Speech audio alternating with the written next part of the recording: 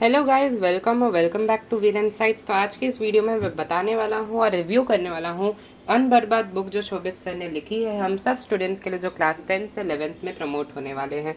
So let's begin with this video जिसमें मैं आपको उस बुक के क्रक्स एंड ऑल बताने वाला हूँ। सो फर्स्ट ऑफ ऑल मैं आपको क्रक्स बता देता हूँ उस बुक का। तो उन्होंने बताया है कि हमें अपने क्लास 10 के मार्क्स पे ओवर कॉन्फिडेंस नहीं रखना चाहिए, बिकॉज क्लास 10th में जो है इजीली हर कोई स्कोर कर सकता है। वो जर्नी उस समय टफ होती है, लेकिन आगे जाके वो ईजियर बन जाती है and it becomes very easy to score 100 और 90% इन क्लास 10। तो इसी सबसे पहले उन्होंने ये टॉपिक उसमें कवर किया था। देन उसमें दूसरा उन्होंने बताया था कि हम पूरा सिलेबस कवर नहीं करते जब भी हम 11th में जाते हैं या 12th में जाते हैं, कहीं ना कहीं हम थोड़ा बहुत ही पढ़ते हैं। देन उन्होंने बताया था कि जब भी आप कोई चीज़ को रिवाइज कर रहे हो तो हमेशा आपको एक फ्रेश पेज लेना चाहिए एंड उसमें सारे पॉइंटर्स आपको लिख डालने चाहिए जो आपको याद आ रहे हैं। तो वो एक अच्छा मेथड होता है रिविजन का या रिकॉल करने का जो आपने पढ़ा है कल। यानी हर लेक्चर से पहले आप एक ब्लैंक पेज ले सकते हो और उस पर वो सब लिख सकते हो। नेक्स्ट पॉइंट है कि मेक गुड नोट्स, यानी क्या कि एकदम अच्छे नोट्स बनाना जिसमें आपने सारे इंपॉर्टेंट वर्ड्स लिखे हो और अपने अपने लैंग्वेज में भी कुछ चीज़ें लिखे हो, प्लस टीचर के लैंग्वेज में भी कोई चीज़ लिखे हो। यानी एक टेक्निकल डेफिनेशन जो होनी चाहिए जो आप फर्दर लिखोगे आप कोई भी एग्जाम्स में, वो होना चाहिए। एंड सेकेंडली वो लैंग्वेज होनी चाहिए जिससे आपको समझ आ रहा हो। प्रायोरिटी लिस्ट यानी क्या कि उसमें आपको नोट्स, मॉड्यूल, डीपीपी ये सब क्या करना है उसका प्रायोरिटी आपके दिमाग में सेट होना चाहिए कि पहले ये एंड ये एंड ये ऐसा करके कि ये चीज़ पहले कवर करना, देन ये एंड देन ये। लेकिन बहुत ज़्यादा भी लिस्ट नहीं बना देना वरना कंप्लीट ना हो पाएगा कोई भी तुम्हारा चैप्टर। देन कि आप जब भी मॉड्यूल्स सॉल्व कर रहे हो या मॉड्यूल्स के सोल्यूशंस कर रहे हो, लिख रहे हो, तो उसमें आपको क्या करना होता है, आपको जहाँ पे भी लिख रहे हो वो रफ कॉपी या रजिस्टर उस पर उसका पेज नंबर वगैरह लिख दिया करो। मतलब मॉड्यूल पे एक सर्कल या टिक करके उस पर लिख दिया करो कि मैंने रफ कॉपी के इस पेज पे जो है वो सॉल्व किया, ताकि आप उसे ईजिली ट्रैक कर सको जब आपको वो देखना हो। सब क्वेश्चन के लिए नहीं तो कम से कम जो आपको डिफिकल्ट या मीडियम क्वेश्चन लगे उनके लिए कर सकते हो। Then next point is do not follow many books, यानी कि आप बहुत ज़्यादा बुक्स को आपको फॉलो नहीं करना है। जिसका मतलब क्या होता है कि आप हम लोग यूजुअली बहुत सारे बुक्स खरीद के ले आते हैं जो भी मार्केट में होता है। तो ये पॉइंट इनका है कि नहीं करना चाहिए, चाहे आप जेई या नीट या कोई भी अदर एग्जाम के लिए प्रिपेयर कर रहे हो। वैसे तो एनसीईआरटी सफिशिएंट है, लेकिन कोई एक बुक लो और उसे पूरा करो या फिर मॉड्यूल्स ही पूरा कर लो, वही बड़ी बात है। Then no social media addiction या रिलेशनशिप, बेसिकली उनका नेक्स्ट पॉइंटर था बुक में। यानी आप कभी भी सोशल मीडिया के टैप में ना आओ या कोई रिलेशनशिप में ना आओ। जो उन्होंने इस पे कवर किया है कि मूड स्विंग्स होते हैं लेकिन हमें उस चीज़ में ट्रैप की तरह नहीं फंसने का है। देन हमेशा फैमिली एक्सपीरियंस को लेना चाहिए जर्नी में। भले हमें पता है कि हमारे फैमिली जो है हो सकता है हमसे कम एजुकेटेड हो सकता है उन्हें नॉलेज नहीं हो जो हम लॉग पढ़ते हैं, मॉड्यूलस पढ़ते हैं या जितनी चीज़ें पढ़ते हैं, लेकिन उन्हें हमसे एक्सपीरियंस सबसे ज़्यादा है एंड उस चीज़ का हमें यूज़ करना चाहिए, ठीक है, एज अ बेनिफिट। ठीक है, तो ये इन्होंने भी कवर किया है। Then not focus on relatives demotivating you, ये नेक्स्ट पॉइंट है जिसमें मैं क्या बता रहे हैं वो कि रिलेटिव्स हो गए, पड़ोसी हो गए, उनके ऊपर ध्यान नहीं देना है जो आपको डीमोटिवेट करे या कुछ आपको मतलब क्या बोलते हैं एक तरीके से डीमोटिवेट करे, आपको बुरा फील कराए या आपको ताने मारे, उन सब से दूर रहो basically. Then next point is never revise for test except final papers, यानी क्या कि कोई भी टेस्ट देने जा रहे हो जो जैसे यूटीज़ होते हैं किसी के स्कूल में, या 40 मार्क्स, 30 मार्क्स, 10 मार्क्स, 25 मार्क्स, ऐसे कोई पेपर्स होते हैं, तो उसके लिए इन्होंने कहा है कि रिवाइज मत करा करो, ताकि आपको पता रहे कि कौन से क्वेश्चंस आपके दिमाग में पहले से ही ऐसे जिसको आपको पढ़ने की भी ज़रूरत नहीं लेकिन वो अटैम्प्ट कर जाओगे, कौन से कंसेप्ट है जो आपको पढ़ने पड़ेंगे एंड कौन से नहीं। लेकिन फाइनल पेपर में हर चीज़ रिवाइज करनी है। लाइक जो आपका मिड टर्म हो गए, हाफ ईयरली पेपर्स जो होते हैं या फिर जो सेमेस्टर वाले पेपर्स होते हैं जो एंड में 80 मार्क के होते हैं, वो सब तो प्रॉपर रिवाइज करना ही है। हमेशा पेपर एनालाइज करना जब आप पेपर देते हो, ये इनका नेक्स्ट पॉइंट था।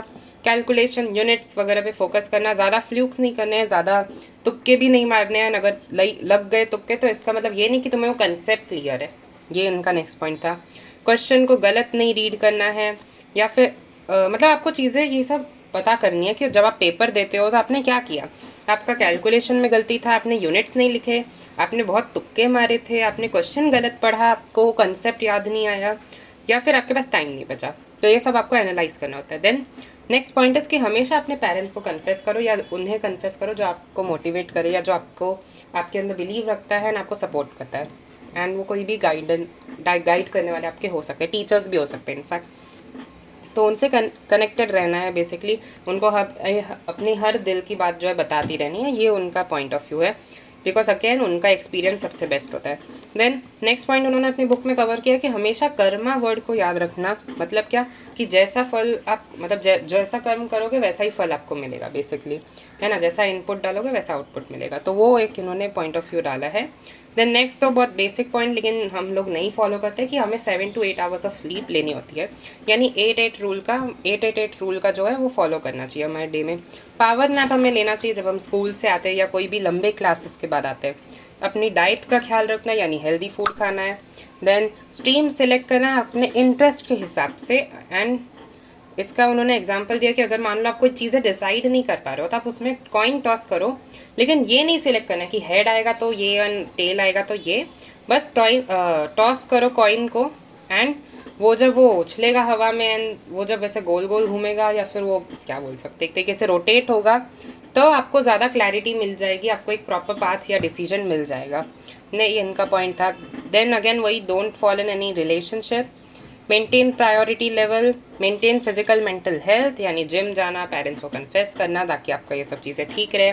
Always start with easy to build habits, यानी क्या कि जैसे मैथ्स अगर आपको नहीं जमता है तो उसमें हमेशा आसान चैप्टर से स्टार्ट करो, लाइक प्रोबेबिलिटी हो गया या सेट्स हो गया 11th के, ताकि आपको चीज़ें ईजी लगे।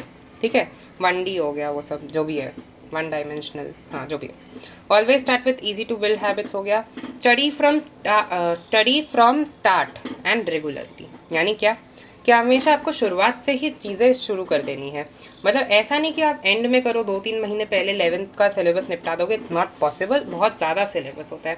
मैंने भी खुद सोचा था कि मैं मई में अपना ट्राई करूँगा 50-60% सिलेबस कवर करने का, हो ही नहीं रहा है। 20% मुश्किल से हो जाए वही बड़ी बात हो जाए, क्योंकि पहली बात कंसेप्ट इतने ज़्यादा होते हैं कि अगर आप एक से दूसरी चीज़ पर मूव करोगे तो आपको पहला वाला भूल जाओगे।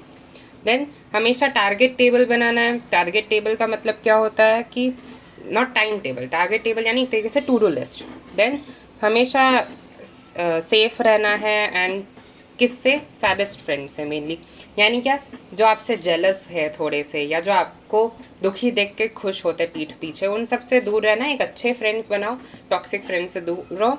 एंड हम एक चीज़ इन्होंने यहाँ लिखी है कि गुड थिंग्स टेक टाइम, यानी क्या कि हर अच्छी चीज़ों को वक्त लगता है, जो बिल्कुल सही भी है। एंड आपको हर एक चीज़ के लिए कंसिस्टेंटली एफर्ट करना है, उसका आपको रिजल्ट मिल ही जाएगा। तो ये तो इनके बुक्स का क्रक्स था जो मैंने बता दिया आपको। एंड बुक कैसी रही? तो ओवरऑल बुक अच्छी है, बट मुझे लगा कि एंड में बुक थोड़ी इनकम्प्लीट है, यानी एक और पार्ट इसका कहीं ना कहीं आने ही वाला है। बुक अच्छी है, अगर आप चाहो तो गाइडेंस के लिए ले सकते हो, वरना मैंने तो वैसे सारे पॉइंट्स यहाँ पे बता ही दिए हैं जो आपको याद रखना चाहिए। मैं भी इसे फॉलो करूँगा एंड ट्राई करूँगा इसे इम्प्लीमेंट करने का। एंड ओवरऑल यही था पूरा कि हाउ टू मेक क्लास 11 अनबर्बाद, यानी कैसे क्लास 10 के बाद क्लास 11 को जो है हम प्रॉपर रखें, उसे ख़राब ना करने दें, उसे वेस्ट ना करें, क्योंकि उसी का बेस जो है पूरा 12th में आता है। ये मैंने भी सुना है, इसीलिए बोल रहा हूँ। एंड होता ही होगा, वरना तभी तो सब बोलते भी है। So bye and stay tuned for more videos जो अपकमिंग है। एंड आप प्लीज़ सजेशन दीजिए